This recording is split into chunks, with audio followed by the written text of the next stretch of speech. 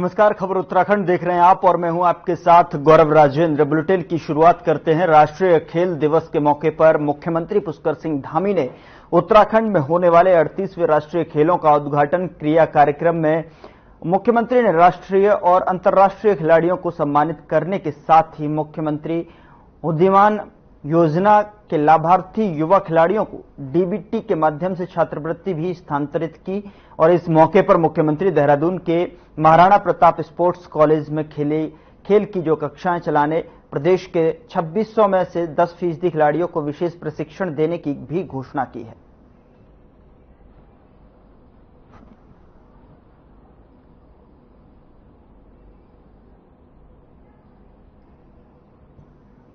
सभी खिलाड़ियों को बहुत बधाई देता हूं, शुभकामनाएं देता हूं। और जो घोषणाएं हमने यहां पर करी हैं, ये घोषणाएं हमारे खिलाड़ियों को और प्रोत्साहित करने के लिए, उनके उत्साहवर्धन के लिए कि वो हर क्षेत्र में और अच्छा प्रदर्शन करें।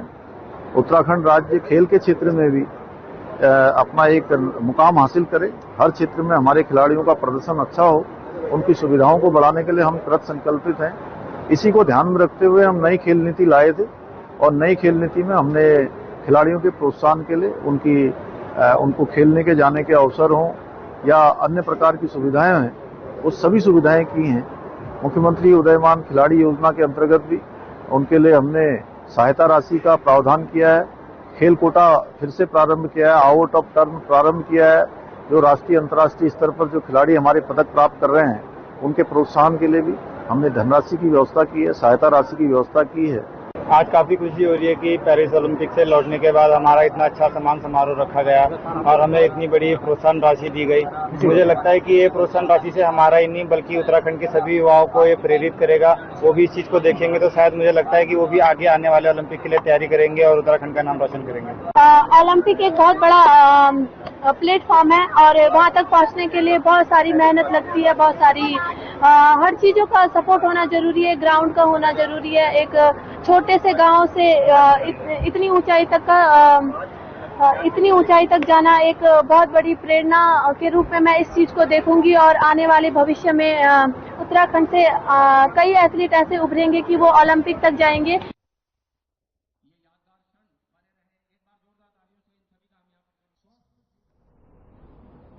इस बीच बड़ी खबर का रुख करते हैं। बड़ी खबर देहरादून से है, जहां पर राष्ट्रीय खेल दिवस पर कार्यक्रम राज्य क्रीड़ा हॉल में विशेष कार्यक्रम हुआ है।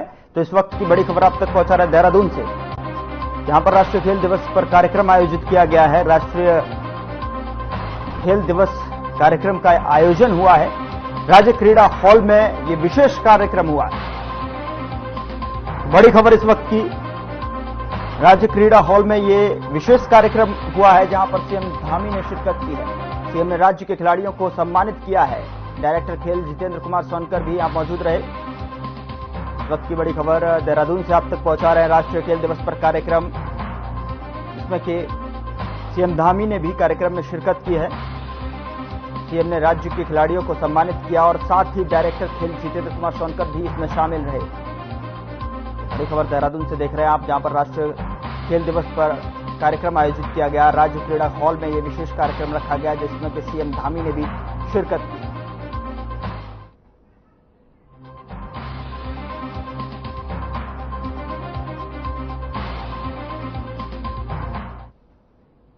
उधर उत्तराखंड में 38वें राष्ट्रीय खेलों के सफल आयोजन और प्रबंधन के लिए एकीकृत स्पोर्ट्स पोर्टल और ऐप डेवलप करने के साथ साथ स्पोर्ट्स प्रोजेक्ट मैनेजमेंट यूनिट स्थापित की जाएगी। यह फैसला खेलों के आयोजन से संबंधित उच्चाधिकारी और उच्चाधिकार समिति की हुई पिछले दिनों बैठक में लिया गया। प्रतियोगिताएं देहरादून, नैनीताल, उधमसिंह नगर, हरिद्वार, टिहरी और पिथौरागढ़ में होनी है, जहां आयोजन स्थलों, स्टेडियम, खेल परिसरों के आसपास की सड़कों के नेटवर्क को मजबूत करने के लिए लोक निर्माण विभाग के चीफ इंजीनियर को नोडल अधिकारी नियुक्त करने के संबंध में निर्देश दिए गए।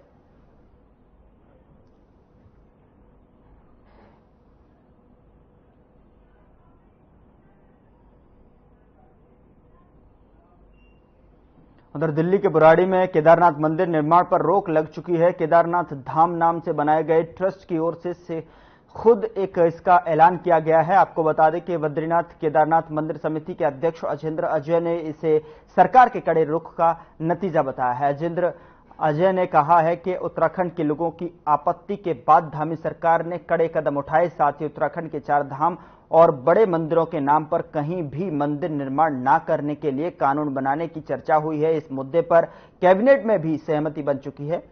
और तो वहीं आपको बता दें कि बीकेटीसी अध्यक्ष ने कहा है कि उत्तराखंड की धार्मिक और सांस्कृतिक विरासत से खिलवाड़ ना हो, ये बीजेपी सरकार की प्राथमिकता है।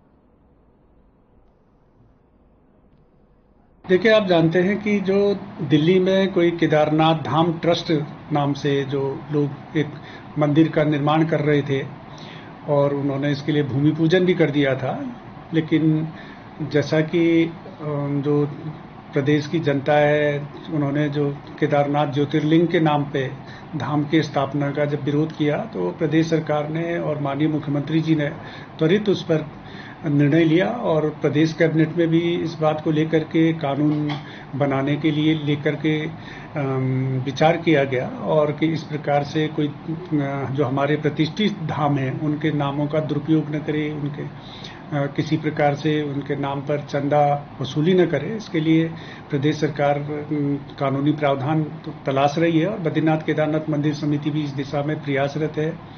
और प्रदेश सरकार की सख्ती का ही परिणाम है कि जो सख्त संदेश प्रदेश सरकार ने दिया था, उसका ही परिणाम है कि जो लोग मंदिर का निर्माण करने का वहां पर प्रयास कर रहे थे, उन्होंने उसको स्थगित कर लिया है और जो QR कोड के माध्यम से जो पैसा दान इत्यादि एकत्र कर रहे थे, उनको भी उनके द्वारा रोक दिया गया है।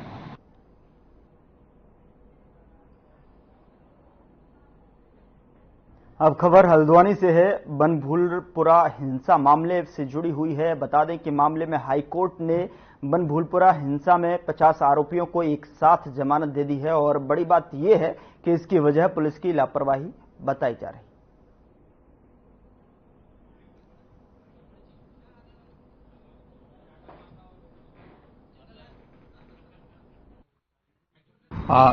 जैसा कि आप लोगों के संज्ञान में है कि माननीय उच्च न्यायालय ने कल लगभग 50 के आसपास लोगों को जमानत दी है और कुछ अभी मैं मीडिया में देख रहा था, उसको इस तरह से उसको दिखाया जा रहा है कि चूंकि इसमें 90 दिन के अंदर चार्जशीट फाइल नहीं हो पाई थी, इसलिए इसमें जमानत मिली है।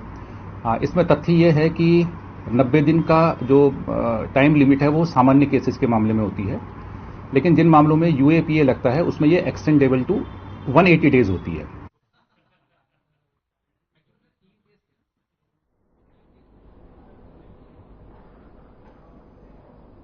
खबर देहरादून से है, जहां राजभवन में राज्यपाल retirement lieutenant general Gurmeet Singh ने राज्य विश्वविद्यालयों के कुलपतियों की बैठक ली। बैठक में राज्यपाल ने सभी कुलपतियों को विश्वविद्यालयों से संबंध में महाविद्यालयों और संस्थाओं के औचक निरीक्षण के निर्देश दिए हैं। राज्यपाल ने कहा कि कॉलेजों में विद्यार्थियों की सुविधाओं और उनके विकास में कोई कोर कसर न रहे। उन्होंने कहा कि शिक्षा व्यवस्था विद्यार्थी केंद्रित होनी चाहिए।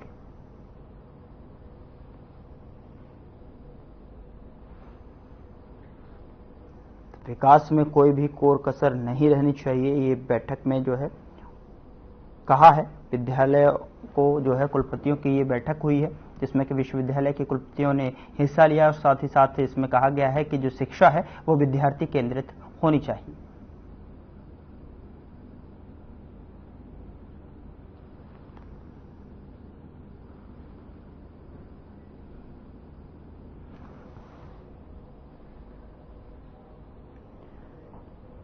यहां रुकेंगे एक छोटे से ब्रेक के लिए, फौरन हाजिर होते हैं तमाम खबरों के साथ।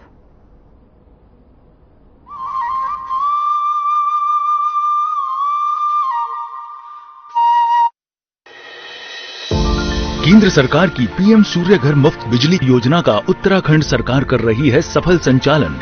उत्तराखंड सरकार ने इस योजना के तहत 300 गांवों को किया है चिन्हित, जिन्हें बनाया जा रहा है सोलर ग्राम। तो वहीं शहरों में भी लोग इस योजना का उठा रहे हैं खूब लाभ। उत्तराखंड सरकार की तरफ से चलाई जा रही उत्तराखंड सोलर सब्सिडी योजना के अंतर्गत रूफटॉप सोलर लगवाने पर मिल रही है 2 गुनी सब्सिडी। स्वच्छ एवं नवीकरणीय ऊर्जा की दिशा में सरकार का ये ऐतिहासिक कदम आम लोगों को आ रहा है खूब पसंद। मैंने यहाँ पर प्रधानमंत्री सूर्य घर योजना के अंतर्गत 3 किलोवाट का सोलर प्लांट लगाया है।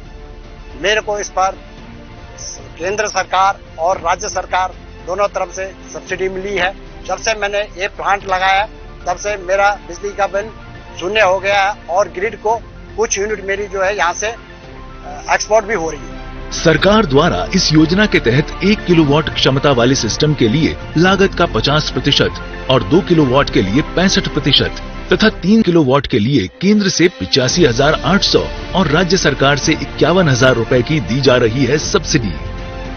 अगर आप भी बिजली का बिल जीरो करना चाहते हैं तो pmsuryaghar.gov.in पर कर सकते हैं ऑनलाइन आवेदन।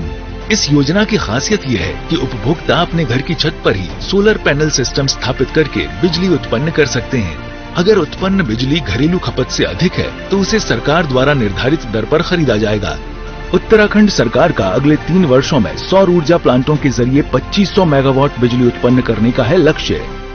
सौर ऊर्जा से देश भर में 1 करोड़ घरों को 300 यूनिट मुफ्त बिजली मिलेगी।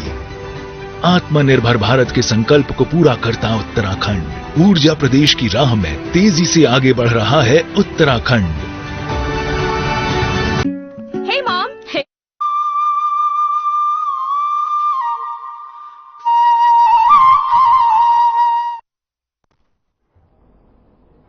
ब्रेक के बाद स्वागत है आपका। खबरों का रुख करते हैं। मुनिकीरेती में ई ऑटो को एंट्री देने की मांग अभी तक पूरी नहीं हुई है, जिससे नाराज होकर चालक धरना प्रदर्शन कर रहे हैं। इसके साथ ही 4 दिन से क्रमिक आमरण अनशन कर रहे हैं।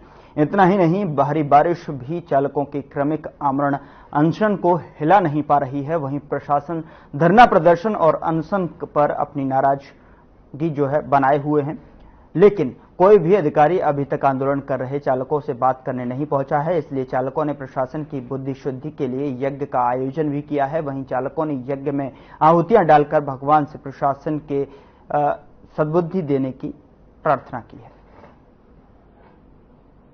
तो आहुतियां डालकर भगवान से प्रशासन को सद्बुद्धि देने की यहां अपील की गई, साथ ही साथ प्रार्थना करते हुए।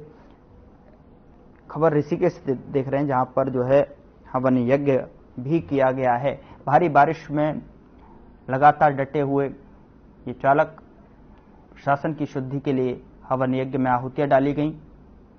प्रदर्शनकारी जो है भारी बारिश में डटे हुए हैं और ई ऑटो चालकों का धरना प्रदर्शन ये लगातार जारी है।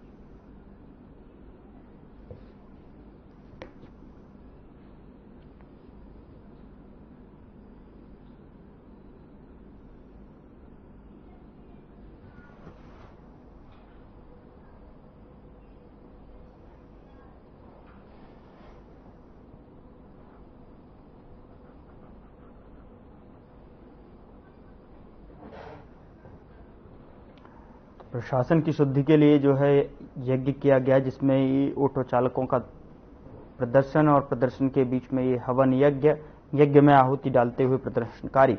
साथ ही इनका कहना है कि ये प्रशासन को जो है सद्बुद्धि देने के लिए प्रार्थना की है भगवान से और आहुति डाली गई है, जिससे कि प्रशासन को सद्बुद्धि आए।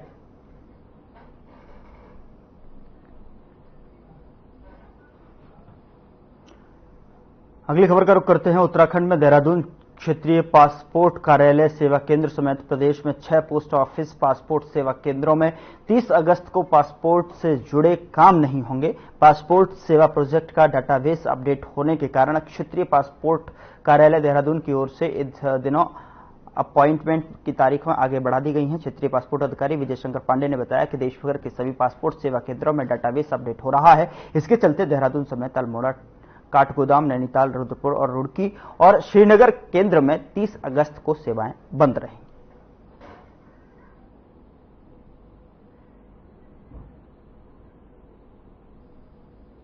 जिन आवेदकों ने 30 अगस्त का अपॉइंटमेंट पहले कंफर्म रूप से ले रखा है, उनकी सुविधा के लिए उनके अपॉइंटमेंट को हम उससे अगले वाले शनिवार यानी कि 7 सितंबर को शिफ्ट कर रहे हैं और इसके लिए उनको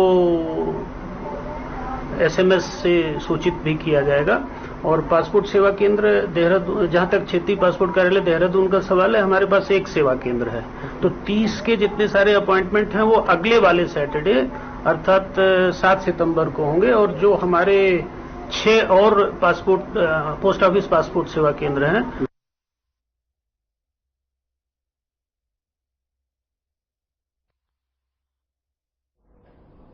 उधर मुख्य सचिव राधा रतूड़ी ने गढ़वाल मंडल के देहरादून में फूड टेस्टिंग लैब शुरू करने के लिए 2 माह की डेडलाइन दी है। लैब के लिए पहले ही 13 पदों की स्वीकृति दे दी गई है। उत्तर प्रदेश और उत्तराखंड की सीमा वाले स्थानों पर मिलावटखोरों से निपटने के लिए प्रदेश की मुख्य सचिव उत्तर प्रदेश के मुख्य सचिव को भी पत्र लिखेंगी ताकि मिलावटी दूध और खाद्य पदार्थों की संयुक्त निगरानी हो सके।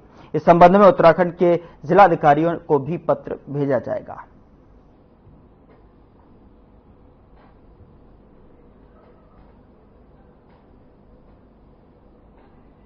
देखिए, आज स्टेट लेवल एडवाइजरी कमेटी की मीटिंग हुई थी मुख्य सचिव महोदया के अध्यक्षता में, और मुख्य सचिव महोदया को विभाग की ओर से ये अवगत कराया गया कि जो फूड लैब है देहरादून में जल्द से जल्द जो है ये कार्यरत होने वाला है। हमारे पास इंफ्रास्ट्रक्चर ऑलरेडी उपलब्ध है। अभी फूड टेस्टिंग लैब पूरे उत्तराखंड के लिए रुद्रपुर में है हमारे पास, लेकिन अभी जो फूड टेस्टिंग लैब की फैसिलिटी हम संचालित करेंगे देहरादून में FDA के कैंपस में, उससे हमारे लिए एक एडेड बेनिफिट हो जाएगा।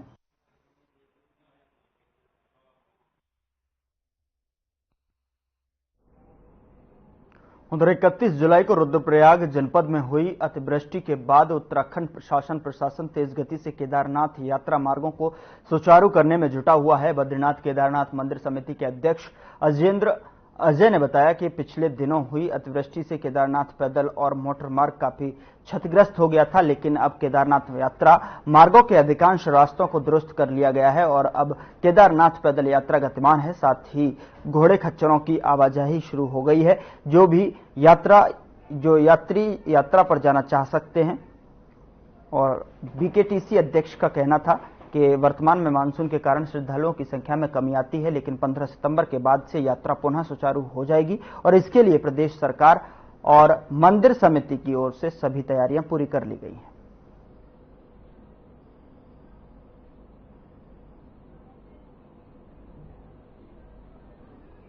कि विगत कुछ समय पूर्व जो केदारनाथ धाम में अतिवृष्टि आई थी, उसके कारण से जो केदारनाथ धाम का पैदल मार्ग था वो कुछ स्थानों पर बहुत बुरी तरीके से क्षतिग्रस्त हो चुका था, ध्वस्त हो चुका था। इसके अलावा जो केदारनाथ मोटर मार्ग है वो भी कुछ स्थानों पर ध्वस्त हो चुका था, वॉश आउट हो चुका था पूरी तरीके से। लेकिन प्रदेश सरकार के स्तर से बहुत तत्परता के साथ में जो राहत और पुनर्निर्माण के कार्य वहां पर प्रारंभ किए गए, उसके चलते वर्तमान में जो पैदल मार्ग है वो लगभग पूरी तरीके से तैयार हो चुका है और उस पे पैदल यात्रियों के अलावा घोड़े खच्चरों की आवाजाही भी शुरू हो चुकी है।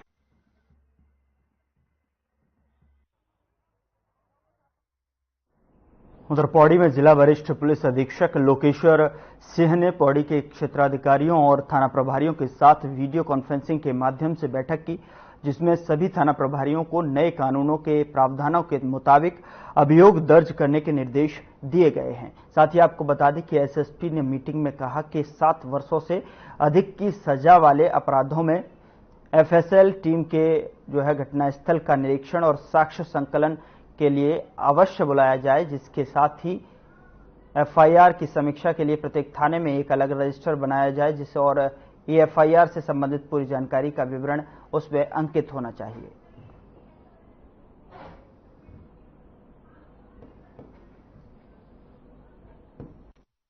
जनपद में जनता की ओर से हमारे पास बार बार ये शिकायत आ रही है कि कई लोग अपने गोवंश को सड़कों पर छोड़ देते हैं और ये गोवंश सड़कों पर आवारा घूमते रहते हैं, जिस कारण से कई रोड एक्सीडेंट्स की घटनाएं होती रहती हैं और उसमें कई बार कस्बों में, शहर में न्यूसेंस भी क्रिएट होता है।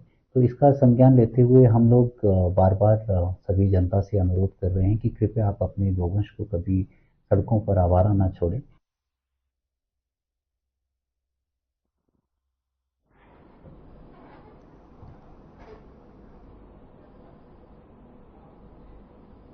उधर देहरादून को डस्टबिन फ्री बनाने के लिए नगर निगम लगातार एक्शन मोड में काम कर रहा है, जिसके चलते शहर भर में डोर टू डोर कूड़ा उठान का कार्य चलाया जा रहा है। साथ ही आपको बता दें कि जिसके साथ कूड़ा निस्तारण पर नगर निगम खास ध्यान दे रहा है। इस बात को लेकर देहरादून के मुख्य नगर स्वास्थ्य अधिकारी डॉक्टर अविनाश खन्ना ने कहा कि कूड़ा उठाने की संबंधित कंपनियों को निर्देशित किया गया है, ज्यादा देर तक कहीं भी कूड़ा न रखें और उसको तुरंत सही तरीके से निस्तारित किया जाए। इसके साथ ही उन्होंने कहा कि पॉलीथीन के खिलाफ भी हमारा विशेष अभियान चल रहा है और चालान की कार्रवाई की जा रही है।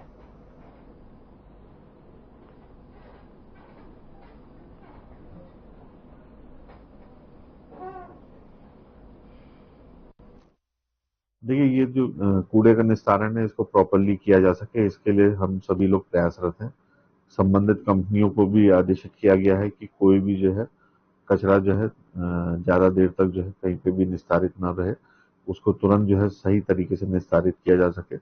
और जहां तक पॉलीथीन वगैरह है, उसके खिलाफ भी हम लोगों का अभियान चल रहा है। नियमित रूप से जो है चालान भी किए जा रहे हैं और लोगों को भी शिक्षित किया जा रहा है कि वे कूड़े कचरे को गाड़ी में ही डालें, अन्यत्र स्थानों पर न फेंकें।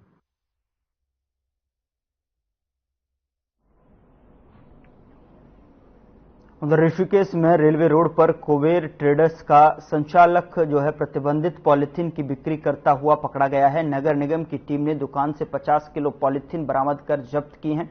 बता दें कि पॉलीथीन के पकड़ने जाने पर नगर निगम ने कुबेर ट्रेडर्स के संचालक पर 1 लाख रुपए का जुर्माना भी लगाया है। जुर्माने की भरपाई नहीं करने पर अग्रिम कार्रवाई करने की चेतावनी दी गई है। नगर आयुक्त शैलेंद्र सिंह नेगी ने बताया कि सैनिटरी इंस्पेक्टर अमित नेगी, सुभाष सेमवाल और दिनेश कुमार की टीम ने रेलवे रोड पर कुबेर ट्रेडर्स की दुकान पर छापेमारी की।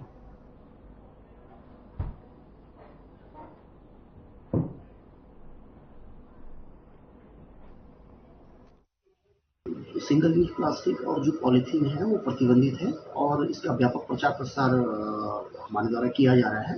साथ में अन्य एजेंसियां जो हैं वो भी लगातार लोगों को अवेयर कर रही हैं। इसके बावजूद भी यह देखने में आ रहा है कि बहुत सारे जो लोग हैं, जो ठेली वाले हैं, रेडी वाले हैं और जो इसके स्टॉकिस्ट हैं, जो होलसेल का काम करते हैं, उनके द्वारा जो है नियम का उल्लंघन किया जा रहा है। हम लोग लगातार जो है नियमित रूप से इसका विरुद्ध कार्रवाई कर रहे हैं और आज भी हमने कार्रवाई की और पुराना रेलवे स्टेशन रोड पर जो है कुबेर ट्रेडर्स, जो कि इसके होलसेलर हैं, और उनसे लगभग 50 केजी जो है हमने जो प्लास्टिक है वो जब्त किया है। उधर उधम सिंह नगर जिले के किच्छा क्षेत्र में कांग्रेसियों और किसानों ने जोरदार प्रदर्शन करते हुए बीजेपी सांसद और अभिनेत्री कंगना रनौत का पुतला दहन किया। साथ ही कंगना रनौत के पुतले के साथ जुलूस निकाला। इस दौरान प्रदर्शनकारियों ने कहा कि बीजेपी सांसद कंगना रनौत ने किसानों के खिलाफ तमाम आपत्तिजनक टिप्पणी कर अन्नदाता किसानों का अपमान किया है, तो वहीं जिससे कि किसानों में भारी रोष व्याप्त है। इसके साथ ही उन्होंने कहा कि बीजेपी हाईकमान को कंगना रनौत के खिलाफ कड़ी कार्रवाई करनी चाहिए। प्रदर्शन के दौरान कांग्रेसियों और किसानों ने कंगना रनौत की संसद सदस्यता खत्म करने और कंगना रनौत से देश की जनता से सार्वजनिक रूप से माफी मांगने की मांग की है।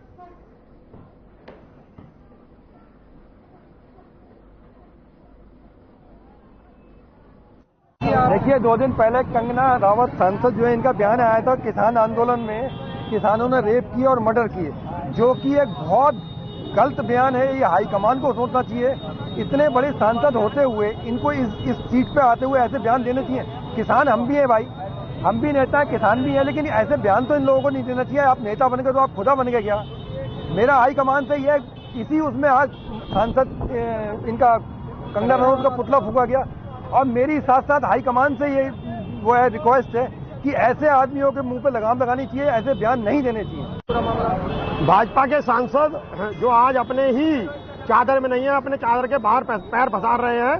भाजपा की सांसद कंगना रनौत ने किसानों के विरोध में अमर्यादित बयानों का प्रयोग किया है, उनको आतंकवादी बनाया गया और अनर्गल बयानबाजी दी है, जिसकी कांग्रेस किसान घोर निंदा करती है और ये मांग करती है कि वो देश से किसानों से, देश की जनता से माफी मांगे और तत्काल प्रभाव से इस्तीफा दें ताकि देश के सांसद की मर्यादा बनी रहे। आप जैसे कि देख रहे हैं कि कंगना हमेशा ही किसानों के विरोधी रही है और किसानों के लिए कहीं ना कहीं गलत बयानबाजी कर रही है। तो अब सरकार भी जो है, केंद्र सरकार भी अपना मुंह चुप करके बैठी हुई है, मुंह बंद करके बैठी हुई है। अब उन्हें चाहिए कि ये अब क्यों ऐसी बातें कर रही है। आगे इसको चंडीगढ़ जाना भूला नहीं है, चंडीगढ़ में पहले ही उसको प्रसाद मिला हुआ है, अब आगे और प्रसाद लेने की इच्छा है तो फिर और कहीं ना कहीं कोई ना कोई प्रसाद देगा। तो हम तो न्याय चाहते हैं कि कोई भी किसान या किसी भी आदमी के लिए अब सब ना बोले, तो यही समाज में भलाई है। फिलहाल बुलेटिन में इतना ही। नमस्कार।